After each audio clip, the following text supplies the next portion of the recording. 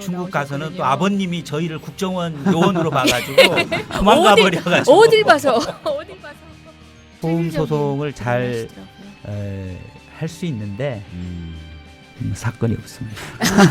어디 여러분 시끄러우시면 특히 저 시끄럽다 미군 싶으시면? 기지로 인해서 시끄러운. 예.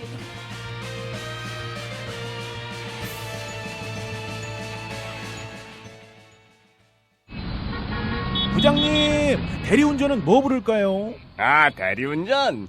블랙박스 주는 1800-6606 대리운전이 있지 않은가? 아, 20회 이용시 블랙박스를 주는 1800-6606 블랙박스 대리운전이요. 그럼 검색창에 블랙박스 대리운전을 검색해보게. 홈피에는 다양한 사은품들도 있다네. 저기 부장님, 블랙박스 대리운전에서는 국민TV에 후원도 한다면서요. 자네도 블랙박스도 주고 후원도 하는 1800-6606 이용하게. 역시 대리운전은 1800-6606.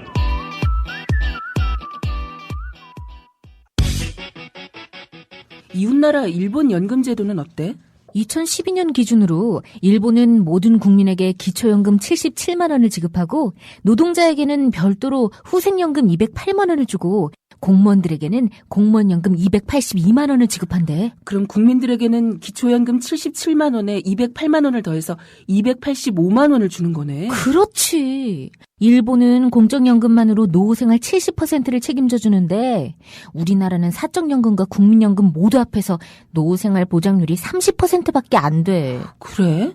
우리나라와 일본 차이가 많이 나네? 국민 여러분, OECD 국가 중 공적연금 수준이 가장 낮은 나라가 일본입니다. 공무원연금을 낮출 게 아니라 국민연금을 공무원연금 수준으로 높여야 합니다. 공적연금 강화, 국민 여러분과 함께 만들어가겠습니다. 전국 공무원 노동조합. 살균 탈취제 요즘 많죠. 향기도 다양하고 성분도 다양한데 우리 아이들 방에 그냥 뿌리기에는 마음에 좀 걸려요. 향기는 좋은데 안심해도 되는 건가요? 아이들이 얼마나 민감한데요. 우리 아이들 방에 뿌리는 건 안심하고 믿을 수 있어야 될 것 같아요. 이제 우리 아이 방을 자연 휴양림으로 만들어주세요. 피톤치드 캡슐 톡톡. 강력한 천연 항균은 기본. 피톤치드의 향기로움을 더해 기억력과 집중력을 향상시킵니다. 베개에 톡톡, 이불에 톡톡. 피톤치드와 함께 편안한 잠자리 톡톡. 검색창에 네이처 아이를 검색해보세요. 전국 약국에서도 판매 중입니다. 냄새 좋지? 엄마 냄새 좋아.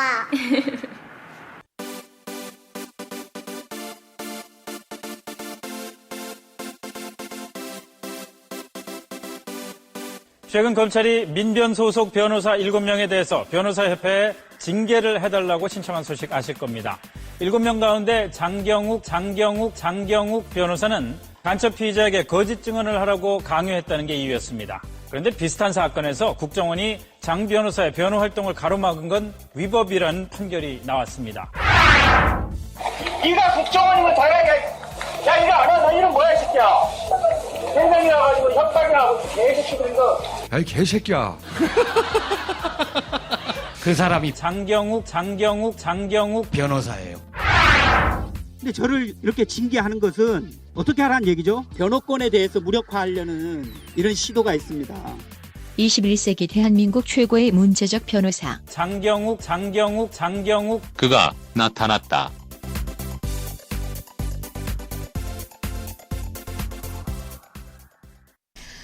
예, 아유, 입이 거신 분이네요, 그분 참. 예, 바로 옆에 와 계시면서 굉장히 쑥스러워하시네요. 아이, 여기 왜 나와? 이러시면서. 장경욱 변호사님 어서 오세요. 예, 안녕하세요. 야, 우리 어떤 분 모신다고 해가지고 이렇게 인서트 준비하고 이렇게 준비된 방송 아니거든요. 오늘 특별히 레드카펫 깔아드렸어요. 전혀 모르고 왔습니다. 전혀 모르고 왔습니다. 우리 예. 이재동 변호사님 나오라고 해서 나왔는데 제가 나오라고 하면 뭐 무조건 생각 없이 나오시고. 예, 나왔습니다. 생각 없이. 생방송인 줄도 잘 몰랐습니다. 생방송인지도. 국민TV 생방송 또 청취자분들도 많으십니다. 게시판 지금 실시간 올라오는 글 보면 아시겠지만 뭐 벌써 장경호 변호사님 짱, 슬레이어즈님 그리고 영혼 없는 댓글 한 분 있으시네요. 그 유명한 장경호 변호사님이 이거 영광인데요. 영혼 없으신 거죠. 네, 감사합니다. 예. 그렇게 장경호 변호사님 어서 오세요. 동파리님 보세요. 지금 실시간 청취하고 계신 여러분 지금 이 시간에 굉장히 많으세요. 일들 안 하시고. 떨려서 제가 이 생방송은 처음인 것 같은데요. 아닌가? 우리 국정원 앞에서도 그렇게 의연하시게 저런 질펀한 욕을 쏟아놓으신 분이 왜 떨려 하세요? 욕을 한 것을 이렇게 틀어도 됩니까? 인터넷 저희가 방송이라서요. 심의를 안 받습니다. 그 방통위가 심의 대상으로 넣으려고 했지만 안 됐었죠. 아직까지는 괜찮습니다. 그래서 환영합니다. 멋있습니다. 어서 오세요. 반갑습니다. 너무 많네요. 평소에 우리 감사합니다. 방송을 이렇게 듣고 계셨었구나. 그렇게 숨어 계시더니 장경호 변호사님 모시니까 또 스물스물 환영 인사로 다들 나타나 주시네요. 장 변호사님 요새 굉장히 바쁘시겠어요. 저 얼마 전에 그 신문에서 커다란 사진으로 뵀는데요. 참 이게 명망을 떨치고 계신 건가요? 아니면 정말 검찰이 변호사님의 그 명망을 도와주고 계신 건가요? 그래서 고생 검찰 많으시죠? 덕분에 제가 유맹세를 타고 있습니다. 그래서 감사를 해야 할지 또 한편으로 제가 지금 징계 개시를 검찰에서 당했기 때문에 그 부분은 또 긴장을 가지고 제가 좀 대응을 하고 있습니다. 사실 말도 안 되는 거라고 생각하는데도 불구하고 그렇게 피징계 대상자가 됐다는 거는 또 여러 가지 신경 써야 될 것도 많고 해명해야 되는 입장이다 보니까 많이 좀 부담이 되시죠. 벌써 2년 전 사건인데 저도 기억도 희미하고 그리고 법정에서 이미 그 당사자가 저에 대한 신뢰를 표현해서 대법원까지 그리고 지금 현재는 이제 교도소에서 또 재심까지 해서 열심히 서로 편지도 주고받고 해서 아무 문제가 없는데 그 중간에 처음에 접견하고 그 억울한 누명을 저한테 솔직히 다 털어놓을 그 시점에 또 교도소에서 어떤 교도관의 말을 듣다 보니까 이 장경욱 변호사한테 붙으면 죽고 국정원에 붙어야 산다 이런 얘기들 들으면서 굉장히 겁을 먹고 국정원장에게 편지 전향 이런 거 썼던 것이 그거 꼬투리를 잡아가지고 저 2년 후에 저를 이렇게 거짓 진술을 강요했다 이렇게 해가지고 저를 징계 개시할 줄 꿈에도 몰랐습니다. 아무도 몰랐습니다. 그거 말고 최근에 근데 대법원에서 그 장경욱 변호사님이 오히려 이제 변론권을 침해당했다라고 해서 국가가 손해배상을 해야 된다라는 판결이 나왔었잖아요. 그 사건이 지금 징계 개시 그거는 사유가 전혀 아닙니다. 다른 그것은 이제 제가 소위 1심회라는 사건에서 국정원 조사실에 이제 피의자가 조사받는 옆에서 변호인 참여 중에 부당한 질문도 하고 해서 그 답변할 필요 없습니다. 진술 거부권 하십시오. 이런 얘기를 그 조사 중에 했다는 이유로 당시에 이제 수사 방해다라고 해서 강제 퇴거를 당했었는데 그 부분이 이제 제가 위법하다라는 것을 대법원에 확인을 받은 거죠. 그래서 불법 행위로 인한 그 위자료, 그 부분을 최근에 승소했던 것이고, 맥락은 똑같은 거죠. 사건은 달랐지만, 사건은 달랐는데 검찰이 이번에 저를 징계 개시하면서 거짓 진술 강요했다라는 이 징계 사유로 개시를 하면서, 저에 대해서 또 이전에 지금 제가 승소했던 1심의 사건 등에서도 수사 방해를 했다. 그래서 계속 기회를 보고 있었다. 이런 얘기를 기자들에게 브리핑을 했다라고 얘기를 합니다. 그래서 전반적으로 진술 거부권이라든가 이런 변호인의 어떤 정당한 그 활동에 대해서 예. 검찰이 지금 굉장히 수준 낮은 이해를 하고 있지 않는가. 그 정도 수준이면 반헌법적이죠. 예. 네, 그래서 결국은 스스로가 자유민주주의를 부인하는 그런 왜냐하면 우리 헌법에 진술 거부권이 다 그 헌법의 그렇죠. 기본권으로서 보장되는 모든 거니까. 국민이 다 알고 예, 있어요, 예. 그건. 예. 또 변호인의 조력을 받을 권리. 어떻게 보면 그런 헌법에서 보장하는 당연한 권리에 대해서 그것을 행사하는 것을 조언했다 해가지고 이렇게 시비를 건다라는 거는 예. 뭐 저는 뭐 최근에 간첩 조작 사건이 드러난 것 때문에 네. 일종의 거기에 대한 어떤 견제 뭐 그렇죠. 이런 목적이 아닌가 이렇게 생각하고 있습니다. 아니 지금 위원 검찰은 뭐 해산 청구를 할 수도 없고 이거 어떻게 해야 되나 진짜 어떻게 해야 됩니까? 사실 이게 장경욱 변호사님만의 고초가 아니라 여러 언론에서도 그렇게 분석하고 있기도 하고, 그러니까 민변의 그간의 어떤 인권 옹호 활동 그 자체가 공안 사건에 있어서 검찰이 굉장히 불편했던 거죠. 특히 네. 그게 드러난 게 유우성 씨 사건, 우리 장경욱 변호사님이 애써주신 그 사건이기도 한 건데, 그렇다 보니까 민변 변호사님들도 이제 여기에 대해서는 좀 심각하게 인식을 하고 계신 것 같아요. 이제 여기 다 민변 변호사님이다 보니 제3자인 척 얘기하니까 참 그러네요.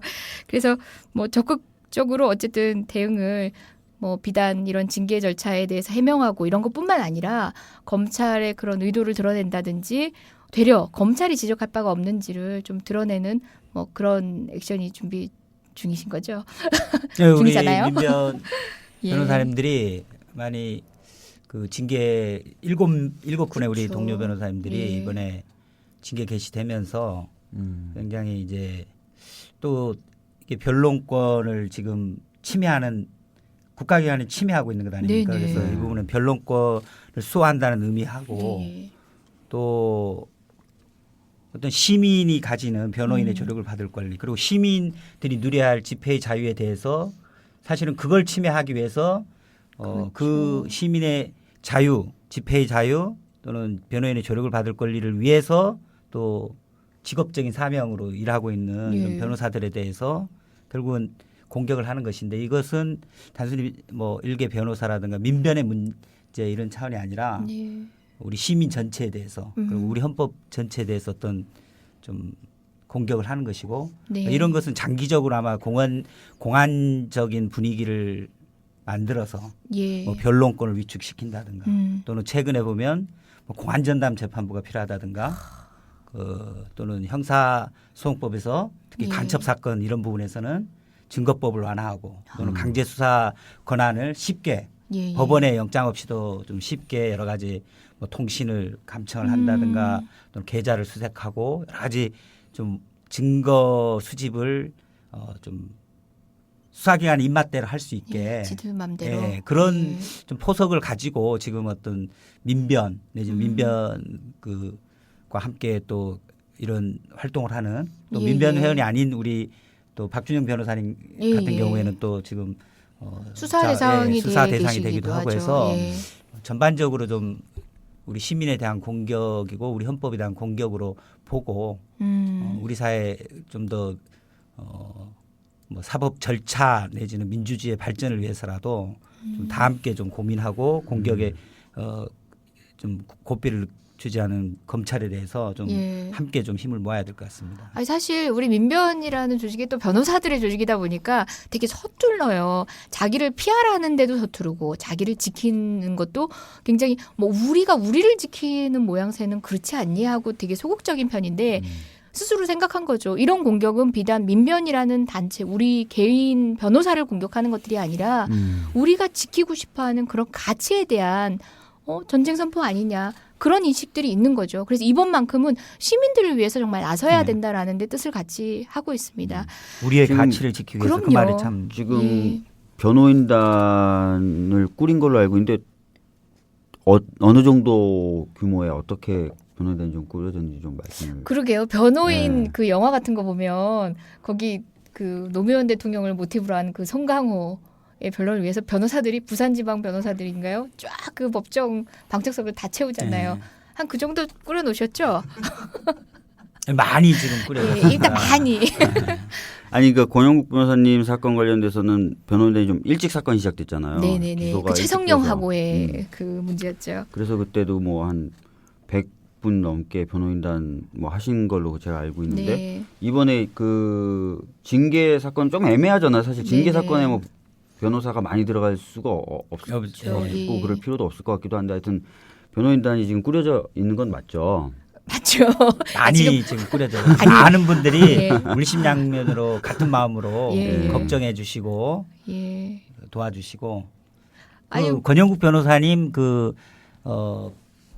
형사재판 변호인단보다는 좀 수가 적어서 지금 많다라고 할 말이 없네. 그러니까 제가 이 얘기 하려고 그랬어요. 박 변호사님의 질문 자체가 권영국 변호사님 100명인데 몇 명 되세요? 뭐 이렇게 들리고 그 얘기로 들려가지고 그 얘기로 들리고 많이 꾸려졌습니다. 그래서 당황해하시는 느낌이 들어가지고 이 전문 방송이로서는 적적이 제어하고 싶었는데 못했네요.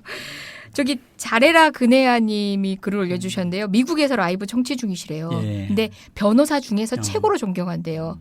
저도 욕 잘하는데 이러면서 동질감도 표해 주셨고요. 예. 변호사 중에서 아시는 변호사님 몇 분 안 되시나 봐요. 그렇죠. 우리 그 이재정 변호사님 또 우리 박주민 변호사님. 예, 그럼에도 불구하고 이제 최고시라고 제일 존경한다. 셋 중에 제일 최고? 좋습니다. 셋 중에 최고.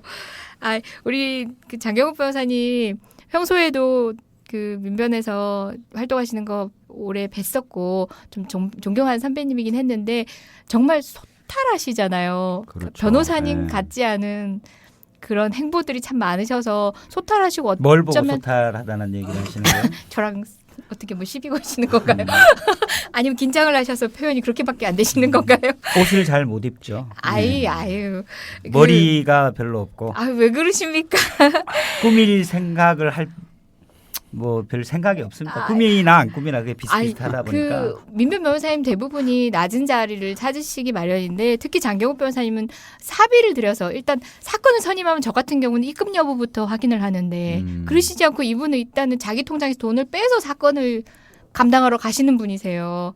그렇다 보니까 이제 사모님이 그 어떤 누구보다 고생이실 것 같긴 한데 여튼 그 결과가 바로 유우성 씨 사건 중국까지 뛰어갔다 오신 덕에 이런 여러 가지 증거들이 발견되고 그러면서 뭐 국정원과 검찰의 행태가 드러난 거잖아요. 그런 행보들이 결국은 이렇게 어떤 사고를 제대로 진짜 아름답게 시실 줄 저는 짐작은 했었습니다. 그렇지만 유우성 씨 사건에서는 우리 이재정 변호사님도 많이 네. 유가려 씨를 보호하기 위해서 아이고, 많이 아이고, 노력을 아이고. 했고 뭐 저희 집사람도 많이 노력을 했습니다. 그렇죠. 국정원에 계속 시달리다가 저희 하루만 따라오기로 해서 따라왔다가 그 다음부터 안 들어갔죠. 국정원은 들어가지 않았고 그래서 결국은 허위 자백 합동신문센터에서 벌어졌던 그 고문에 의한 허위 자백의 진실을 또 폭로를 했고 그 폭로 당시가 참 기억이 나네. 그 폭로했을 당시만 해도 국정원이 굉장했죠. 이 증거 명확한데 조작이라고 했고 고문 얘기했다고 해서 뭐 민변대 국정원 뭐 이런 싸움까지 했는데 이번에 최근에 바로 우리 다 이겼죠. 바로 어제죠. 다 이겨서 이렇게 국가기관이 이렇게 소송 남발하고 겁주기 목적으로 이렇게 소송 남발하는 나라가 별로 없을 거예요. 근데 되게 웃기게 이기시지 않았어요? 그 각하됐죠. 판결 자체가. 그게 이게 다 또 이 박원순 시장님에 대해서 예전에 국가정보원이 아마 소송을 했는데 국가기관은 명예훼손에 아마 그런 1심에 이제 그 얘기가 나왔고요. 항소심부터는 그냥 뉴욕타임스의 설리번 사건 같은 공인 이론으로 그냥 풀어버렸어요. 1심에서만 그 얘기가 나왔었고. 그래서 원고가 이전에 박원순 시장님에 대해서는 그 국정원이 원고가 됐었는데 맞습니다. 이번에 그게 이제 국가기관이 어떻게 명예훼손의 피해자가 될 수 있냐 이런 얘기가 나오니까 국정원 직원을 원고로 해가지고 뭐 저를 비롯해서 이제 유우성 사건 관련했던 후배 변호사님들 양승봉 변호사님, 김용 변호사님 상대로 해서 2억 각 2억씩 이렇게 민사배상 청구를 했는데 국정원 직원으로 하다 보니까 그 중에 원고 중에 한 분이 그 실수를 한 것 같아요. 그 소송했다 이거를 국정원에서 안 알려줬는지 그 민사소송 분명히 원고로 이미 소장을 접수까지 했는데 제가 그 마침 그 민사소재기 시점에 이후에 그 그 지금 원고가 된 국정수사관을 증인신문할 기회에 예. 물어봤습니다. 민사소송 제기했냐니까 모르고 계시더라고요. 네, 그게 법정에서 드러나버린 거죠. 그렇다 보니까 그러면 이번에 이제 민사소송에서 원고들이 소송을 위임했는지에 대한 그게 쟁점이 돼서 소송 대리를 위임을 했는지 안 했는지 가지고 쟁점이 됐는데 아마 계속 그 본인들이 위임했다라는 거를 결국은 입증을 못해서 소송 대리인이 무단으로 소송을 한 것처럼 돼서 지금 그 변호사는 또 뭡니까? 그 법무법인이 아마 전문적으로 국정원 사건을 수임해서 하는 그 법인인데 그 법인이 소송 비용을 모두 물게 됐습니다. 네, 그런 판결이 나왔습니다. 그래서 좀 국가기관으로서는 좀 굉장히 좀 품격이 없는 그런 소송을 한 것으로 보고 추적해봐야겠네요. 법무법인 하나인가? 뭐 아무튼 법무법인 한 곳 있어요. 거기서 소송을 맡아서 소송 비용을 어쨌든 결과가 이렇게 되고 나면은 본인 돈으로 물어야 되는 상황인 거잖아요. 그렇죠. 그런데 그 돈을 국정원이 측면으로 혹시 전보를 해준다든지 그럴 수도 있겠죠. 국가기관의 예산이기 때문에 그렇게까지 할 수 있겠습니까? 근데 국정원의 돈이라는 것들이 워낙에 뭐 다른 방식으로 풀리는 경우가 많아서 일일이 다 감시할 수 있는 시스템이 안 돼 있잖아요. 그것도 정말 유념해 볼 일이네요. 정말 부끄럽네요. 국정원도 부끄러운 거고 사실 그 변호사도 참 부끄러우시겠네요. 원래 그 얘기 전에 저희 집사람 얘기 좀 하지 않았어요? 네네.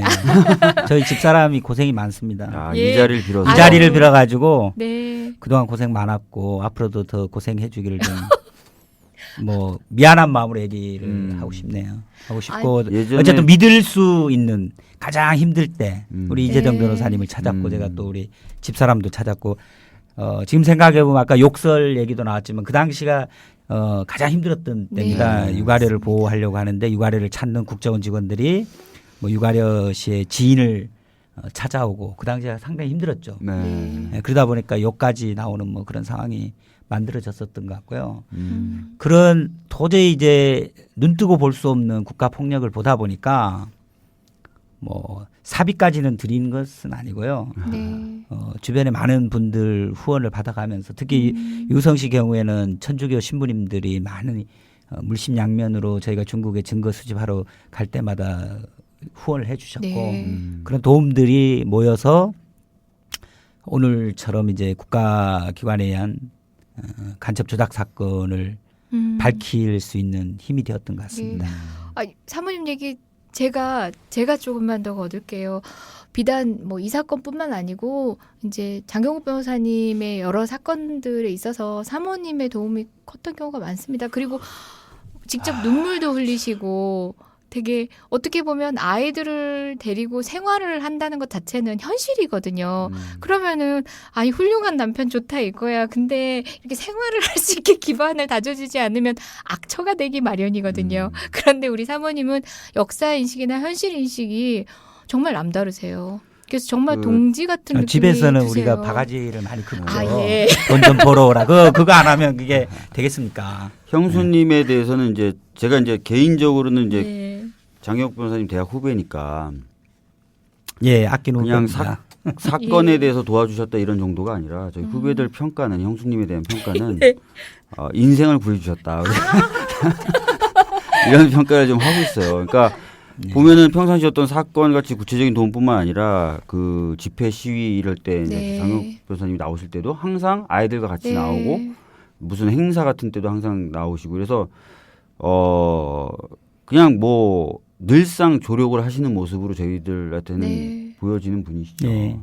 제가 그 짝사랑을 많이 했는데 뭐 연애는 처음이었습니다. 저희 집사람하고 저한테 처음 만났을 때 이렇게 초콜릿 같은 것을 이렇게 사서 이렇게 나눠준 저한테 초콜릿을 이렇게 나눠준 여성으로서는 처음이었기 때문에 그걸 감명을 받아가지고 그래서 여자한테 아주 초콜릿을 못 얻어 먹어보셨어요? 한 번도 저는 여성으로부터 초콜릿을 받아본 적이 없습니다.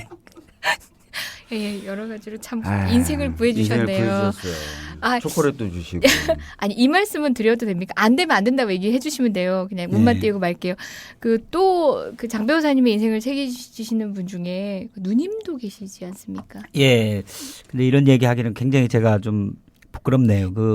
하여튼 저희 큰 누님은 제가 어떻게 보면 제 2의 어머님으로 모셔야 되죠. 근데 못 모시고 있고요. 나중에는 다 은혜를 갚아야 될 것 같고 많이 도와주십니다. 그래서 어쨌든 제가 변호사로서 뭐 장사가 아니다 이런 얘기도 해주시면서 제 원칙대로 항상 할 수 있도록 물심양면입니다. 여기서 물심양면으로 많은 지원을 해주시는데 저는 다 뭐 어머님께 효도하는 것처럼 다 갚을 생각입니다. 아니 연주씨 한마디만 더 걸쳐보면요. 제가 소문만 들었거든요. 장 변호사님의 이제 가게 뭐 어느 정도를 누님께서 어쨌든 서포트도 해주시면서 일을 이렇게 응원을 해주시고 계신다. 훌륭한 누님이 계신다. 이렇게 들었는데 외국에서 이렇게 계시는 것 같더라고요. 그래서 직접 뭐 만나뵐 기회는 없었는데 어느 날 이제 만나뵐 기회가 있었어요. 제가 그래서 진짜 그런지 여쭤봤어요. 장 변호사님이 워낙 이렇게 가게를 신경 안 쓰시고 공익에만 투신하시다 보니 그런 이제 낙차를 채워주고 계신다고 들었는데 사실이냐 그랬더니 한숨을 쉬시면서 말씀을 시작하십니다. 아니 똑똑해서 키워서 서울대학교 법대 보냈으면 이제는 집 앞벌이 하겠거니 생각했더니 남들 가외도 하고 하잖아요. 저 했죠.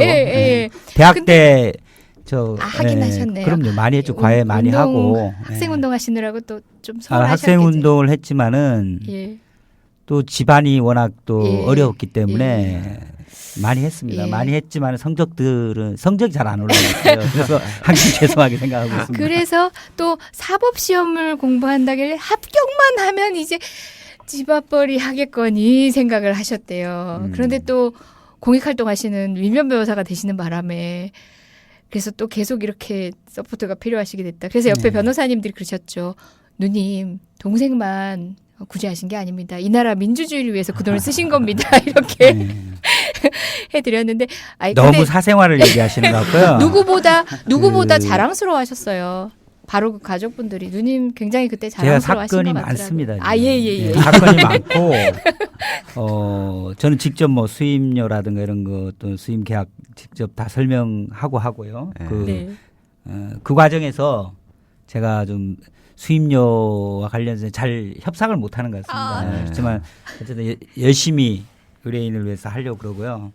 지금 아나키스트란 분이 이럴 때 법무법인 홍보 좀 하라고 했으니까요. 그냥 어디 계신지만 말씀해 주시죠. 네, 법무법인 광고지 않습니까? 상록에 있습니다. 법무법인 상록. 거기 또 비슷한 변호사님들이 또 많이 계신 곳이라. 그 장경욱 변호사님의 그 방을 한번 제가 간 적이 있었는데 아마 다른 사건 때문에 공동변호인 할 때 이제 뵀던 것 같은데 거기에 이렇게 자기의 딱 좋은 사람 몸에 익은 그 소파가 하나 있어요. 굉장히 낡은 소파가 하나 있는데 자랑스럽게 자랑을 하시더라고요. 그 소파를 가지고 그 노무현 전 대통령께서 쓰셨던 소파라고 변호사 하실 때 쓰셨던 소파라고. 상록에 노무현 전 대통령이 계셨었어요. 그 상록의 전신이 해마루라는 법문. 해마루에서 맞아 쪼개져 나왔죠. 우리 선배 변호사님께서 그 노무현 전 대통령님의 그 응접 세트죠. 그죠? 그것을 접수하셔서 제가 그 사무실에 가면서 또 저한테 선물로 주셔서 저는 뭐 기꺼이 받았습니다. 늘 이렇게 자랑하시더라고요. 장경욱 변호사님에 대해서 이제 여러 가지 말을 할 수 있는데요. 제 기억에 의해서 몇 가지를 말씀드리면 서초동에 보통은 변호사들이 개업을 해요. 그리고 그게 당연한 거죠. 아니면 로펌에 가거나. 법원 가까이. 법원 가까이 있어야 되니까. 근데 관악구에 사무실을 내셨어요. 처음에.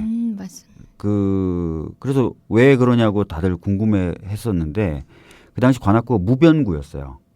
변호사가 없는 구였어요. 그래서 자기는 그 시험 볼 때부터 돈을 버는 것보다는 뭔가 봉사하고 싶었기 때문에 무병구를 찾았는데 마침 관악구가 무병구였다. 변호사가 없는 구였다. 그러니까 왜 무병구겠어요? 거기다 사무실 내면 장사 안 되니까 사무실 안 냈던 거거든요. 근데 이제 장혁 변호사님은 관악구에다가 처음으로 사무실을 연 그 변호사시죠. 그래서 이제 상당히 어려운 시간을 많이 보내셨어요. 장사가 안 돼서 그러면 서쪽으로 다시 오신 거예요. 근데 그런 부분이 참 제가 변호사들이 주로 사무실이 법원 검찰청이 있는 그 근처에 있지 않습니까? 네, 그래서 네. 여러 나라의 예를 보면 그렇게 변호사 사무실이 꼭 법원 근처에 있어야 되는 게 아니지 않습니까? 네, 지금 그렇죠. 많은 변호사님들이 지금 법원 근처가 네. 아닌 곳에 많이 개업을 하시죠. 최근에는 예.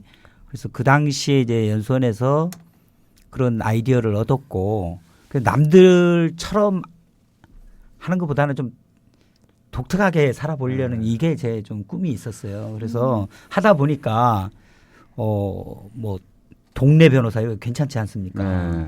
그래서 그걸 또 하려고 하니까 또 뭔가 이 국회의원 되려고 하는 거 아니냐 또 이런 질문하니까 참 할 말이 없더라고요. 그래서 뭐 저는 좀 특이하게 좀 아이디어를 가지고 또 변호사가 원칙적으로 뭔가 좀 제대로 해봤으면 좋겠다 이런 꿈을 가지고 변호사 사무실을 그쪽 봉천 사거리 쪽에서 한 10년 이상을 했는데요. 결국은 예 거기에 변호사 사무실이 있는지를 아는 분이 별로 없어요.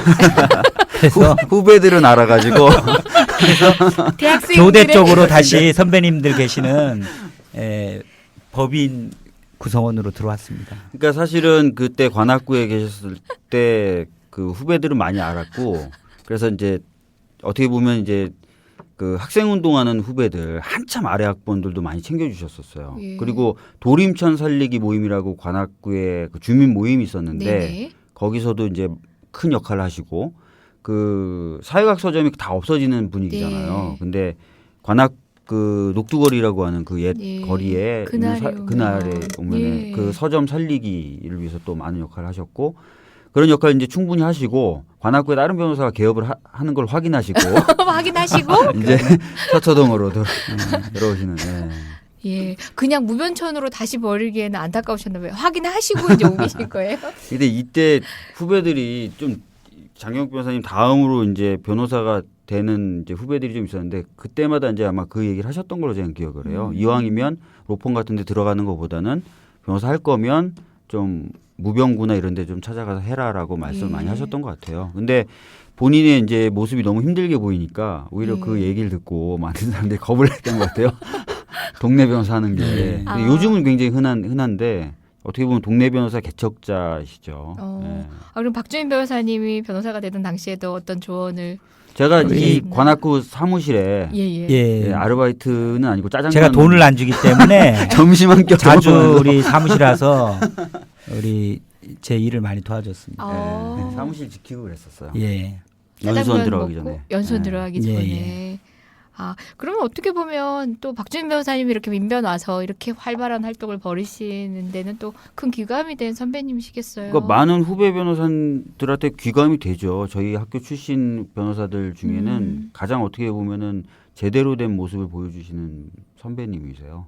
그 전에 굉장히 더 거칠게 더 막 세게 얘기하고 운동하셨던 분들도 막상 사회 진출할 때 모습을 보면은 그렇게 좀 후배들이 귀감이 된다기보다는 아주 주류를 따라가시는 분들이 많았거든요. 근데 그냥 변호사의 모습.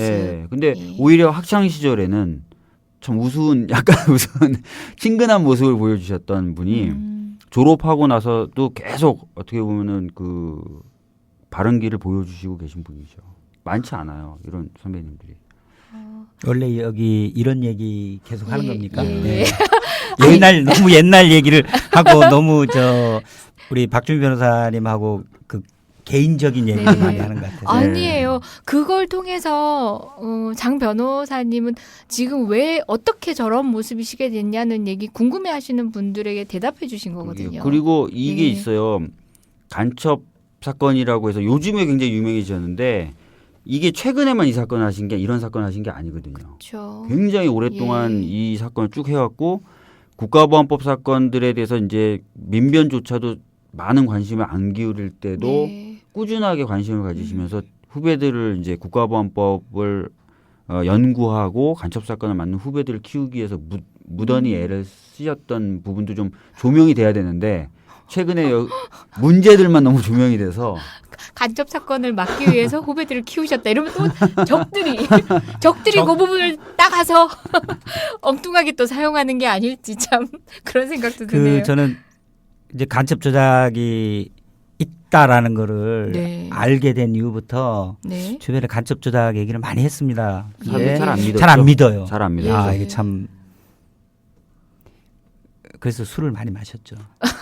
친한 분들한테 얘기를 해도 잘 안 믿고. 그래서 이제 유성시 사건 때도 보면 유가려 씨가 중앙합심센터에서 고문 가혹행위에 의한 허위 자백을 합니다. 허위 자백을 했습니다. 이렇게 간첩 조작되고 있습니다. 라고 했을 때 어떻게 여동생이 오빠에 대해서 아무 근거 없이 그 간첩이라고 허위 자백할 수 있냐 이런 생각들과 네. 설마 그렇게 고문이 있겠습니까? 뭐 이런 분들 이런 분 반응들이 많아서 제가 이제 그걸 설명하는데 증거가 뭐냐? 고문 증거 있습니까? 유가려 씨의 절절한 얘기 이상을 그러면 그 유가려 씨가 진짜 간첩인데 거짓말하면 어떡하냐? 뭐 이런 식의까지 질문하면 제가 그거 들어보면 아는 거 아닙니까? 이렇게 하기에는 또 참 제가 해명을 해야 되지 않겠냐? 뭐 이런 식의 많은 어려움을 겪었는데 다행히 뭐 결국 국정원 스스로가 판 함정에 스스로가 빠졌다고 볼 수밖에 없죠. 제대로 이런 국가폭력에 의해서 간첩을 조작하다 보니까 제대로 수사를 안 한 거죠. 예. 그러다 보니까 유가려 씨네 가족은 이미 연길에 있었는데 마치 북한의 회령에 있는 것으로 예, 이런 식으로 해가지고 증거들을 만들다 보니까 그 날조된 증거들이 다 드러났고 그걸 또 은폐해 보려고 또 외국의 공문서까지 위조하다가 설마 중국에서 이런데 대한민국에서 벌어진 일에 대해서 관심을 가질 것이냐 했는데 중국마저도 분노를 해서 아니 중국 공문서를 위조를 할 수가 있나 이렇게 해서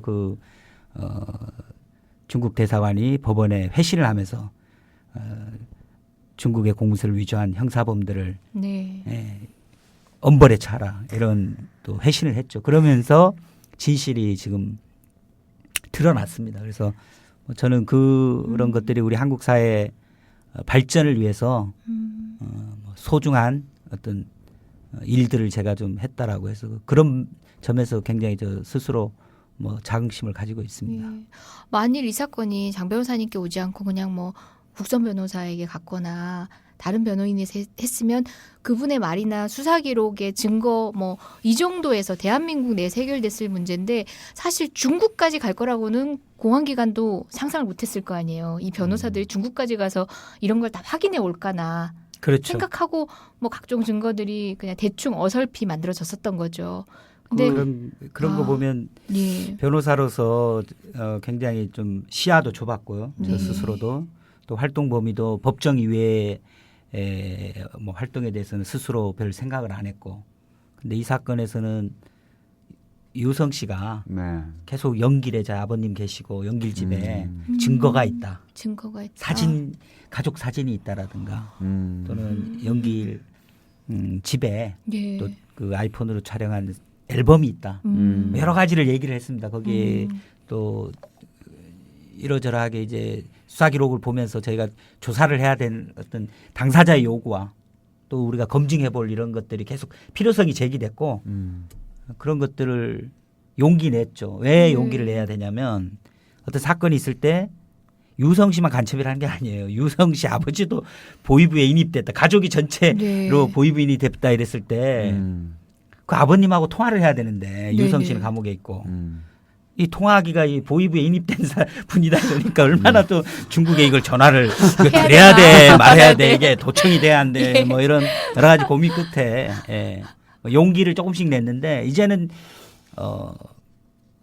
그 용기도 내고 나면 계속 그게 좀 더 큰 용기로 발전할 수 있는 그런 상황이 되는 것 같습니다. 아니, 사실 중국 가서도 쉽지 않으셨다고 얘기 전에 양승범 변호사님이 한번 또 중국 나오셨거든요. 가서는 또 아버님이 저희를 국정원 요원으로 봐가지고 도망가 버려가지고 어딜 봐서 그 또 아버님 뭐 그 외삼촌도 제가 나중에 도망가 버리고 나서 나중에 통화가 돼가지고 이렇게 듣다 보니까 제 얼굴이 어디가 국정원 요원으로 보이십니까?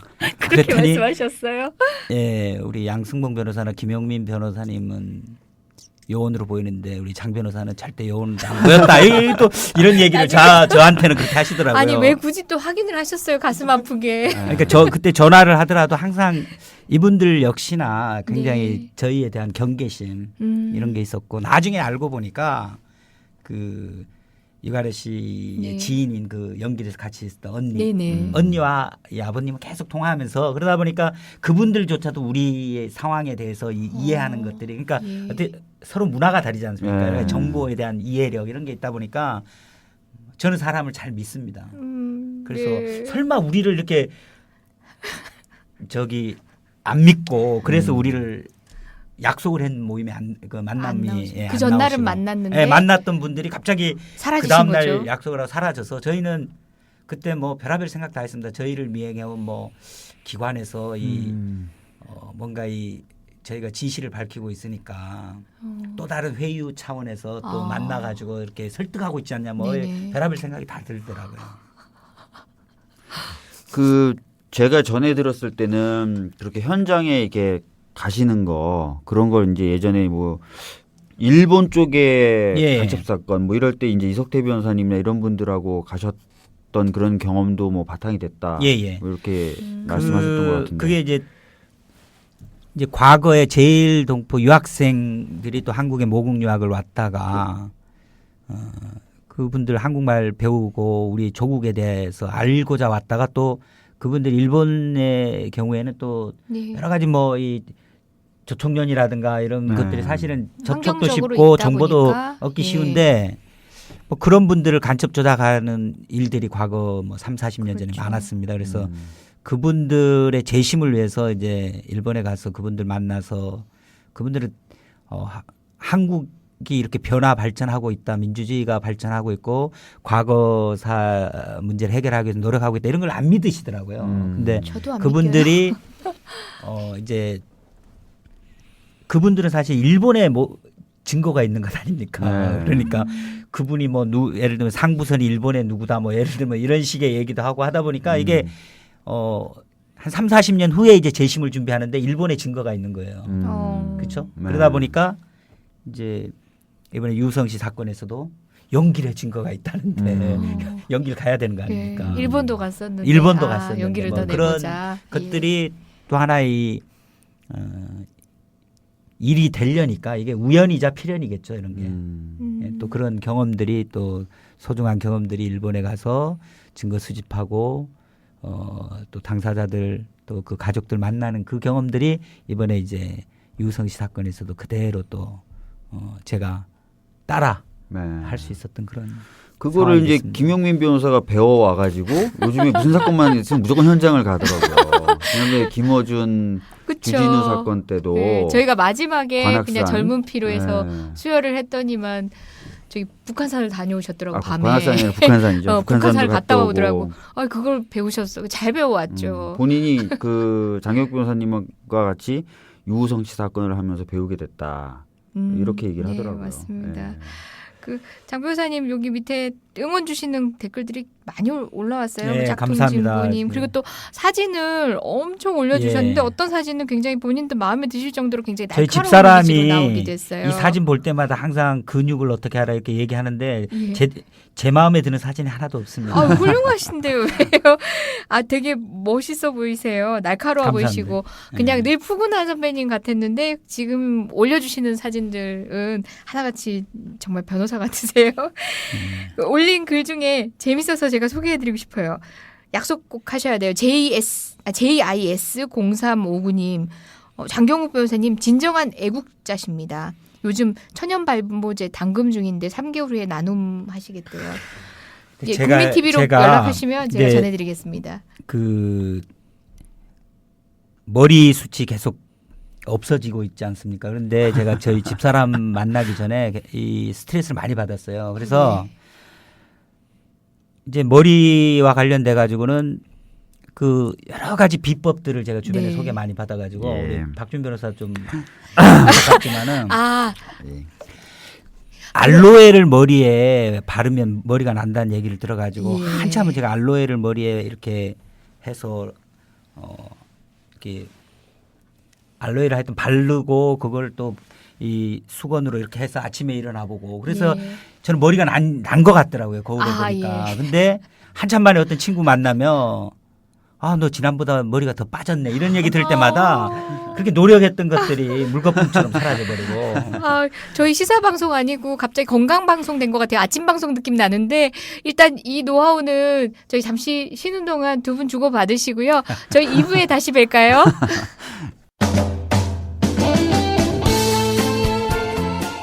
2013년 국민라디오 광고 히트 상품 철원 5대쌀이 2014년 다시 돌아왔습니다. 특히 올해는 일조 시간이 길어 기름이 차르르 구수하고 찰진 햅쌀 맛을 느낄 수 있다는데요. 10kg은 3만 원, 20kg은 6만 원입니다. 드시고 맛없으면 100% 환불해 드리는 거 다들 아시죠? 주문 전화번호는 010-9523-5400번, 010-9523-5400번입니다. 택배비는 별도입니다.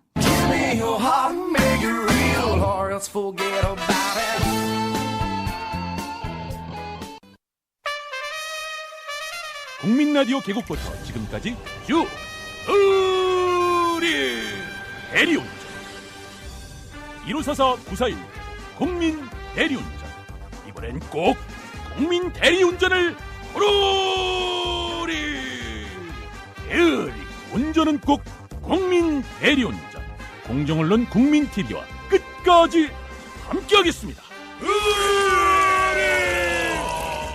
1호사사 9411 국민 대리운전 의리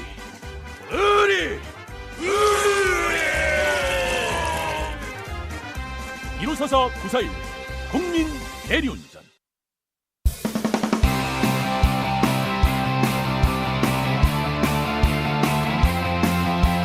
지금 여러분께서는 이재정, 이광철, 박주민 변호사가 진행하는 이런 변이 있나를 듣고 계십니다. 이 방송은 매주 금요일 낮 4시부터 5시 반까지 국민 라디오를 통해 가장 먼저 청취하실 수 있고 팟캐스트 포털 팟빵에서 다시 들으실 수 있습니다. 여러분 이런 변이 있나 듣고 계시고요. 오늘은 장경욱 변호사님 모시고 편안한 이야기 나누고 있습니다. 박주민 변호사님 같이 하고 계시고요. 이광철 변호사님 없어서 아쉽습니다. 어디 가셨어요? 재판 때문에 부득이 재판이 많으시더라고요. 지방 재판. 예, 우리 조정이 안 돼가지고 특히 또 이 오후 재판들은 다들 증인신문용으로 잡잖아요. 꼭 길어서 조정도 또 쉽지 않고 그런가 봐요. 예, 아쉽네요. 또 이광철 변호사님 계셨으면 두 간변님들을 두고 이제 간변 토크가 이루어졌을 텐데. 아니, 뭐 여러분들은 유우성 사건을 계기로 해서 유우성 씨 사건을 계기로 해서 유명해진 분을 알고 계시면 이미 유명한 분이셨어요. 특히 아까도 말씀 들으셨겠지만 그 교도관들 사이에서 얼마나 유명하신 분이어서 국정원에서는 이미 유명한 분이셨어요. 그 제독학자였던 갑자기 성함이 기억이 안 나네. 송두일 교수님. 송두일 교수님 사건도 하셨던 걸로 제가 기억하는데 아닌가요? 예, 접견만 하셨군요. 예, 그 변호단에 참여했는데 법정에서 변론에는 거의 참석을 안 했고요. 예. 또 기억나시는 사건이 어떤 게 있을까요? 요즘에 유명해진 사건 말고 어떤 사건을 피소되셨나가 아니라 이제는 구분을 해서 말씀 주셔야 됩니다. 변호사님도 변호만 하시는 게 아니라 기소도 되고 피소도 되시다 보니까 제가 한때 교수 노조 자문하면서 교원들의 뭐 징계라든가 또 요즘 지방대학이라든가 전문대학 이런 경우에는 이제 굉장히 학생들 모집이 어렵지 않습니까? 그 과정에서 또 과가 폐과되고 이런 과정에서 직권 면직을 당한다든가 또 교원들에 대해서는 이제 업적 평가에 의한 재임용 뭐 이런 부분에서 제가 좀 전문적으로 했죠. 하기도 하고 간첩 사건만 하셨던 건 아니다. 요즘은 이제 어떤 여러 가지 통상임금 사건도 좀 하고. 저 좀 합니다. 그다음에 제가 이제 춘천 관련해서 그 춘천의 미군 기지의 헬기 소음 관련해서는 제가 맞습니다. 소음 소송에서 승소해서 제가 소음 소송 전문인데 맞습니다. 저도 그 이후에 소송을 제가 수임을 못할 뿐이지 제가 원래 뭐 소음 소송 관련해서는 굉장히 제가 몇 년을 투자를 해서 했기 때문에 잘 알고요. 그리고 제가 오키나와 우리 변호사님들하고 교류를 하면서 오키나와는 지금 일본의 뭐 소속돼 있지만은 네. 여러 가지 아픈 역사를 가지고 있지 그렇죠. 않습니까? 그 오키나와에 미군 기지가 참 많지 않습니까? 네. 그래서 그 미군 기지 소음 소송과 관련된 많은 일본 그 오키나와 변호사님들하고 교류를 하다 보니까 예. 또 그쪽의 어떤 소송의 경험 이런 것도 많이 듣고 또 서로 이렇게 주고 받으신 소음 실질적인 소송을 잘 하시더라고요. 할 수 있는데 뭐 사건이 없습니다. 어디 여러분 시끄러우시면 특히 저 시끄럽다 미군 싶으시면 기지로 인해서 시끄러운. 예, 이리로 찾아오시고요. 아니 교류회 얘기하시니까 또 언뜻 말씀드리면 아유 소통 능력이 대단하세요. 그 영어와 일어와 한국말을 이제 모두 잘하는 건 아니고 섞어서 정말 마음을 나누시는 분이에요, 이분이. 그러니까 제가 이분의 외국어 실력을 회화 실력을 보면서 느꼈어요. 이제 소통을 하는 건 그 말을 잘하는 거하고 관련 있는 게 그렇죠. 아니구나. 한국 사람끼리 소통할 때도 마찬가지인 것처럼 외국인하고 가장 많은 걸 나누신 분이세요. 우리 변호인단 그 교류회에 참가한 변호인단 중에서도. 교류회 제가 그당 예. 처음 시작하고 할 때 제가 민변의 미군문제연구원의 위원장을 예, 했기 예. 때문에 뭐 말이 되든 안 되든 제가 예. 그 교류회를 책임지고 뭔가 분위기를 띄울 수밖에 없지 않습니까? 그러면 당연히 술도 좀 먹고 예. 그다음 어쨌든 얘기를 해야죠. 근데 너무 가만히 잘하세요. 있으면 그 분위기가 어떻게 되겠습니까? 아 근데 저는 그 용기가 정말 대단한 게 보통 사람들이 내가 어학진력이 좀 짧아 이러면 화제를 좀 일상적인 얘기나 내가 하는 단어 내에서 이렇게 하고 치우잖아요. 뭐 북핵 문제라든지 막 어려운 화두로 시작을 하십니다. 근데 그게 흘러가요. 서로가 되더라고요. 서로 다른 말을 하는 건 아니고요. 그것도 확인 검증해봐야겠네요. 정말 대단하시다고 느꼈어요. 그러니까 사실은 이런 얘기하면 또 기분 나빠하실 수 있는데 그 사법시험을 동차를 하신 분이에요. 기분 나쁜데요. 기분 나쁜 얘기는 하지 맙시다. 그러니까 동차가 뭐냐면 보통은 1차를 붙고 같은 해에 있는 2차를 동시에 붙기가 어려워요. 과목도 달라지고 네, 방향이 준비가 공부 필요하기 방향이 때문에. 다르기 때문에. 근데 굉장히 짧은 시간 공부하셔서 제가 알거든요. 맨날 축구공 갖고 다니시고 공부 안 하셨던 거 아는데 1차를 붙으셔서 그것만으로도 후배들은 다 천재적이다라고 했는데 바로 그해 여름에 2차를 또 붙으시더라고요. 저 처음 듣는 얘기예요. 네, 그래서 동차 합격한 사람 드물잖아요. 예. 장혁 변호사님 동차 합격생입니다. 예. 그만큼 이제 브라이트한 부분이 있다. 예. 그걸 의외의 모습인데요. 그죠. 그렇죠. 제가 어릴 때부터 머리 좋다는 얘기는 사법시험 관련해서는 제가 너무 저로서 운 좋게 붙다 보니까 지금도 꿈을 잘 안 꾸는데 유일하게 꾸는 꿈이 항상 2차 시험 전 상황 전에 뭔가 공부는 안 해놓은 상황에서 굉장히 이제 악몽을 꾸고 있습니다.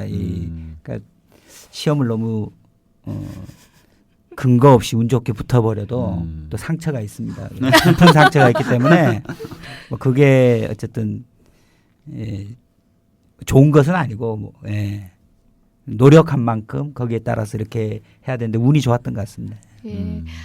뭐 지금 웃으면서 과거 얘기도 하고 뭐 이런저런 이제 즐거운 얘기도 했는데 사실 지금 상황이 그렇게 이제 마냥 행복한 상황은 아니에요. 민변도 그렇죠. 마찬가지고 변호사님도 어떻게 대처를 하실 생각이세요? 어떤 심정이세요? 사실 이렇게 타겟이 되고 보니 문제는 그것 아닙니까? 어쨌든 간첩 조작 사건이 밝혀진 것 때문에 그 간첩 조작 사건은 지금 현재 진행형입니다. 그래서 그와 관련돼서 합심센터의 뭐 개선안, 눈 가리고 앙하기 시계 이런 뭐 변화도 보여주려고 하고 그런데 본질은 뭐냐면 결국은 우리 한국 사회 취약한 구조인데 조작을 하더라도 그게 많은 경우에 이게 통해 왔다는 거죠.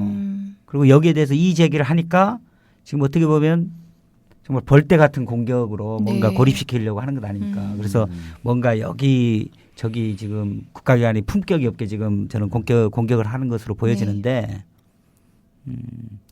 그래서 왜 이런 간첩 조작이 어떻게 보면 만연에 대한 이 상황이 우리 사회에서 제대로 견제되지 않고 오히려 그걸 이제 견제할 정말 대응 역량이 조금씩 생겨나고 있는 이 시점에 정말 국가기관이 정말 어떻게 보면 굉장히 위기에 처해서 뭔가 저는 발악을 하고 있다 이런 지금 생각을 하고 있고요. 근데 한번 이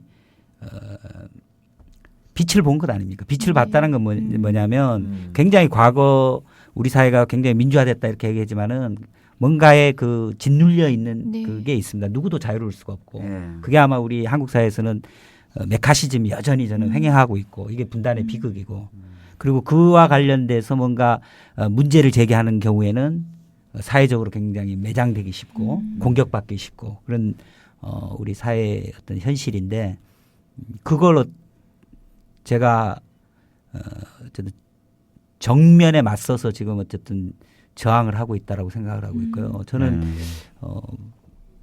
터널이 그렇게 길지 않다. 저 빛이 보이는 터널로 묵묵히 걸어가기만 하면 지금 빙산의 일각처럼 드러난 이런 간첩 조작의 현실 우리 사회의 문제는 곧 발본색원 될 것이다라고 이렇게 저는 확신을 하고 있고 뭐 그런 과정에 지금 뭐 극우 보수적인 입장에 앞장서서 그런 기득권을 가진 쪽에서 검찰을 앞세우거나 국정을 앞세워서 뭔가 공격을 해보려고 하는데 그러다가 이제 깊은 수렁에 빠져서 영원히 저는 제대로 그 국가기관이 제 역할을 하는 게 아니라 정말 국민들로부터 그 민낯을 드러내면서 국민들의 어떤 아주 거세찬 회초리를 맞을 수 있다 이런 거 좀 경고를 하고 싶고요. 그래서 저는 뭐 묵묵히 걸어가면 되겠다. 그리고 굉장히 제가 항상 강조하는 말이 정말 유치한 헛개비고 정말 수준 낮고 저열하고 야비하고 유치한 이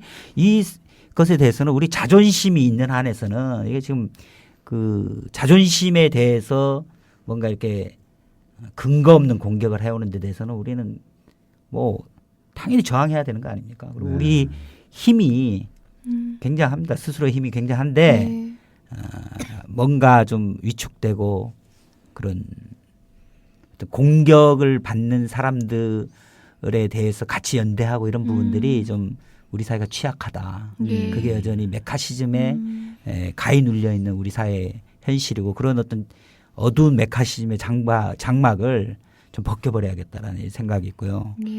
이런 좀 말도 안 되는 메카시즘에 반기를 들지 않는 뭐 지식인 내지 이런 부분들은 저는 굉장히 문제가 많다라고 이렇게 보고 있습니다. 그래서 뭐 지금 하나하나 저는 힘들이 모여져 가고 있기 때문에 모든 게 잘 될 거라고 이렇게 확신하고 있습니다. 장경욱 변호사님이 지금 말씀하시는 취지하고 연결돼서 자주 하시는 말씀이 저는 뭐 그런 그 말씀 듣고 굉장히 놀랐는데 국가보안법에 관련된 토론회 같이 한번 저하고 장경욱 변호사님 같이 한 적이 있는데 장경욱 변호사님 딱 이렇게 얘기하시더라고요. 국가보안법 피해자가 누군 것 같냐. 여기 와 계신 분들 다 국가보안법의 피해자다 이렇게 얘기를 하시더라고요. 그래서 무슨 소린가 했더니만 통일 문제에 대해서 마음 편하게 얘기해 본 사람 있냐. 미군 문제에 대해서 마음 편하게 얘기해 본 적 있냐. 다 뭔가 두려움이 있고 주저함이 있지 않냐. 이거는 뭐 그거는 이게 국가보안법이란 것 때문이고 결과적으로 그렇기 때문에 모든 사람들이 다 국가보안법의 피해자다. 이렇게 얘기를 하시더라고요. 그러니까 아까 이제 말씀하셨던 뭔가 공격받는 사람에 대한 연대가 약하다 그랬는데 이제 사실은 이제 이런 어떤 사회 구조에 의해서 다 같이 피해를 본다는 것을 잘 인식을 못하다 보니까 아마 그렇게 되는 것이 아닌가라는 생각이 드네요. 그러니까 워낙 우리가 이제 분단 저는 트라우마 또는 분단 뭐 포비아 공포심이 있는 거죠. 어떤 문제에 대해서 나섰을 때 굉장히 혹독한 피해를 겪을 수 있지 않습니까? 그래서 그런 문제에 대해서는 회피하고 싶은 거죠. 그래서 그러다 보면 항상 문제를 정면으로 바라보고 그 문제를 해결해야 되는데 우리 사회에 엄연히 존재하는 근본 문제입니다. 이 어떻게 보면 분단의 비극이라든가 지금 간첩 조작이라든가 이렇게 가능하게 대한 그 문제가 있음에도 불구하고 이것을 그냥 일부의 문제, 뭐 예를 들면 뭐 친북적인 어떤 통일운동하는 사람들이 국가보안법 피해자고 나는 국가보안법으로부터 자유롭다 이렇게 생각하면서 스스로를 그렇게 하지 않으면 정당화하기 어렵지 않습니까? 그죠? 자신의 용기 없음을 인정을 해야 되고 자신이 겁먹었음을 인정해야 되고 그죠? 민주화는 됐다라고 우리가 얘기하지만 사실 이 합심센터라는 그 야만적인 고문시설에 대해서 누구 하나 지금 인권 목소리 내기가 어렵지 않습니까? 그죠? 그렇죠. 그 고문 얘기하고 조작 얘기하려다 보면 뭔가 위축되지 않습니까? 그러니까 문제가 있는데 그 문제를 제대로 지적하고 그 문제를 해결하는데 나서기가 어려운 거죠. 근데 이걸 인정을 해야 된다는 거죠. 이런 메카시즘이 성행하는 이 우리 사회 구조, 아픈 구조, 그리고 우리 스스로가 자기 동료 또는 우리 전체 국민들이 이런 피해를 회복하기 위해서라도 이걸 피해자로서 정말 이 문제를 해결하기 위해서 같이 힘을 모아야 된다. 이런 좀 절박한 인식들이 필요한데 피해자가 자기가 피해를 받고 있는지 그리고 이 비정상적인 상황을 정상적으로 생각을 하고 있다는 거죠. 그죠? 그러다 보면 이게 저는 결국은 모든 게 불구가 된 그죠? 우리 스스로 분단 정신병에 빠져 있고 그런 분단 정신병을 고쳐야 된다는 생각까지 망각하면서도 우리 사회는 정상적인 사회다. 그러다 보니까 상식이 안 통해요. 그리고 우리 사회는 이성이 통하지 않습니다. 그런 부분들이 엄연히 존재하는 게 특히 간첩 조작 사건에서 한번 보십시오. 이 조작의 증거들이 나왔음에도 불구하고 민변 앞에 와서 간변을 추방하자라고 하는 극우 보수의 어떤 행동대들이 있지 않습니까? 그만큼 우리 사회를 짓누르고 있는 어떤 극우 보수 세력들의 위력이 있다는 거죠. 그래서 양심도 없는 그런 어떤 세력들이 지금 국민들을 겁박하고 있는 이 분단의 비극 구조를 없애야 되고 없앨 수 있습니다. 그래서 겁먹지 말고 저항하고 회피하지 말고 정면 돌파하고 용기 조금 내면 되고 그 우리 사회가 정말 이제 빛이 보이는 사회는 상식이 통하고 그죠? 우린 정의를 한 번도 세워본 적이 없어요. 해방 이후에. 그죠? 지금도 친일파들이 득세하는 세상이라고 하지 않습니까? 그죠? 그리고 낡은 메카시즘에 기생하는 세력들이 비리밖에 더 저지르겠습니다. 그 사람들이. 그러니까 그런 사람들이 곳곳에 있기 때문에 이렇게 국가가 또 품격 없이 그죠? 저처럼 이렇게 양심적인 사람을 정직하고 솔직하고 그렇지 않습니까? 어디다 저를 공격을 합니까? 저를 공격하는 건 저는 뭐 환영합니다. 근데 늪을 만들어서 거기서 저는 정말 국가기관에 품격 없게 만든 그런 사람들에 대해서 준엄한 심판을 역사적 심판이 아니라 법의 심판을 받도록 저는 반드시 할 겁니다. 예. 아니 우리 변호사님의 용기와 그런 분노가 저를 뜨끔뜨끔 찔리게 하는 게 사실 뭐 분노스럽고 마냥 희망을 얘기하고 싶다가도 나는 저들의 뻔뻔함이 되게 한편으로는 두려운 거예요. 저 검찰의 뻔뻔함. 어떻게 보면 뼈를 깎는 고통을 통해서 국민 앞에서 하지해야 될 검찰이 이렇게도 공격해오고 저 사람들이 못할 짓이 없다고 생각하니까 저는 사실 조금 두려워진 것도 사실이거든요. 그렇죠. 그런 것들인데 뭐 그런 아주 수준 낮고 저열하다 그러죠. 유치하고 야비하고 이것들은 다 나오죠. 이게 지금 국가기관에 있는 사람들의 정말 나쁜 짓만 골라 하지 않습니까? 사실 가진 게 많잖아요. 하려면 뭐든 하는 권력이란 걸 가지고 있고 수사 권력이라는 거는 정말 우리나라에서는 최고의 권력 아닙니까? 휘두르기에는. 그래서 국민 주권이 힘이 필요한 것이고요. 이런 정말 간첩 조작을 하고도 반성도 없고 그 구조를 고치려고 하는 노력 이전에 그걸 간첩 조작을 밝혔다라는 이유만으로 표적을 삼아서 뭔가 국민들과 사이에 이간질을 하려고 하고 좀 파렴치한 나쁜 짓만 골라서 하는 일은 제가 욕을 안 하죠. 욕을 할 때 제가 항상 욕 들어가기 전에 나쁜 짓만 골라 하는 뭐 이런 걸 많이 하는데 정말 어떻게 나쁜 짓을 이렇게 골라서만 하는지 그냥 골라서 하지 말고 그래서 골라서 하는 그런 실력들이 있지만은 그렇게 비이성적인 그런 힘을 무소불위의 힘을 가진 것처럼 하는 그런 힘이 하루아침에 사라질 수 있는 그런 힘들입니다. 그래서 우리가 많은 트라우마를 가지고 있지 않습니까? 국가폭력으로 인한 트라우마가 있는 정말 우리가 얼마나 우리 역사에 굴곡이 많았습니까? 그렇지만 우리 민주화를 달성했던 군사독재를 물리쳤던 그런 힘, 그죠? 이런 힘들을 믿고 국민주권을 실현하기 위해서 한 줌도 안 되는 권력기관의 이 횡포 이런 부분에 대해서는 당당히 저항하겠다. 그리고 그런 것들이 바로 저는 인간이면 누구나 그런 자존심, 그런 뭐 생각들 이런 것들이 누구나 가지고 있다고 봅니다. 그런 것들을 우리가 서로 격려해주고 힘을 모아보자.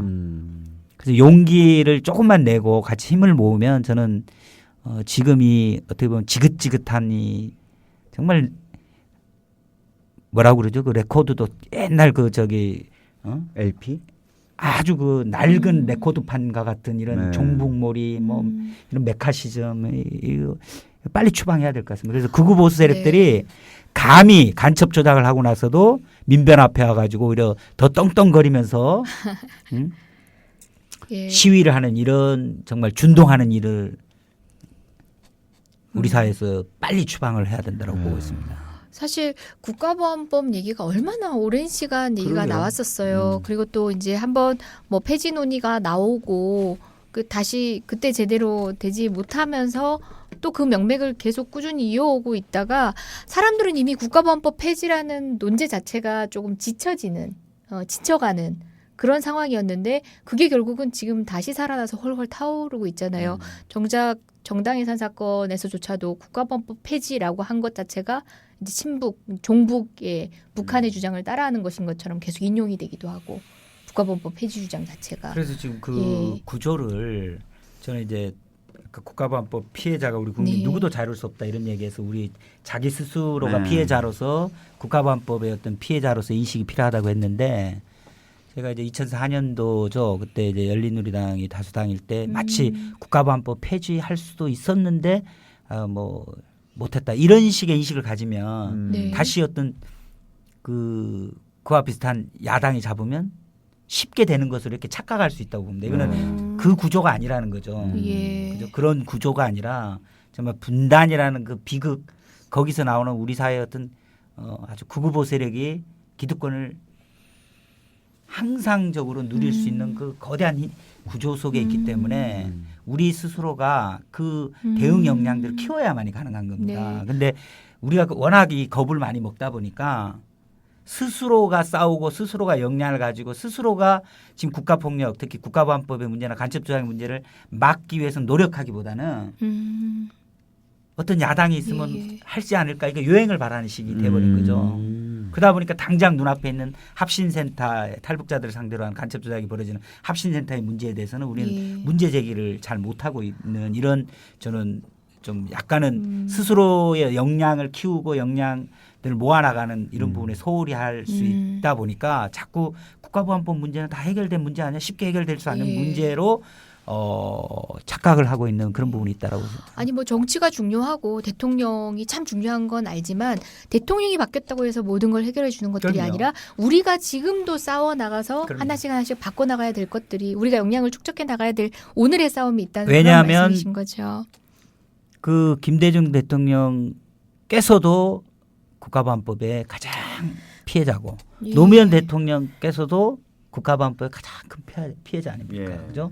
대통령의 발언조차도 가지고 그 종북 내지는 그런 색깔론으로 공격할 수 있는 그런 사회입니다. 그래서 이 문제는 우리 국민 전체가 힘을 모아서 빨리 이런 문제에 대한 좀 해결 방법을 내야 된다 이런 각오를 다져야 될 것으로 보고요. 뭐 그런 차원에서 저는 간첩 조작 사건이 밝혀진 이것이 가능하게 된 우리 사회 구조를 다시 한번 재검토해 볼 필요성이 있다. 그런 말씀 드리고 싶습니다. 뭐 게시판에도 올라왔어요. 국가보안법 간식 가지고 응원하겠습니다. 함께 해 주셔야죠. 오늘 장 변호사님 말씀 들으니까 자, 검찰 쫄았죠. 이렇게 분노하고 준비하고 있습니다. 변호사님 용기 주셔서 감사하고요. 앞으로 계속 함께 존경하면서 배우면서 활동하겠습니다. 저도 열심히 하겠습니다. 오늘 응원 주셔서 대단히 감사합니다. 고맙습니다. 건강하세요. 미디어 협동조합 국민TV 뉴스K 앵커 노종면입니다. 정치 권력, 재벌, 특정 지배주주로부터 오염되지 않는 언론, 국민TV가 그 실험을 해나가고 있습니다.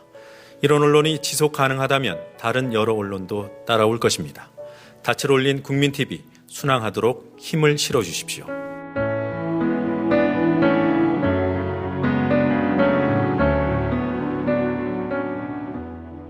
월 11,000원의 조합비 납입. 조합원 여러분의 많은 동참을 바랍니다. 자동납부는 미디어협동조합 홈페이지 국민.tv 또는 서울전화 3144-0933, 서울전화 3144-7737로 신청하실 수 있습니다. 여러분에게 언론혁명으로, 그래서 자부심으로 보답하겠습니다.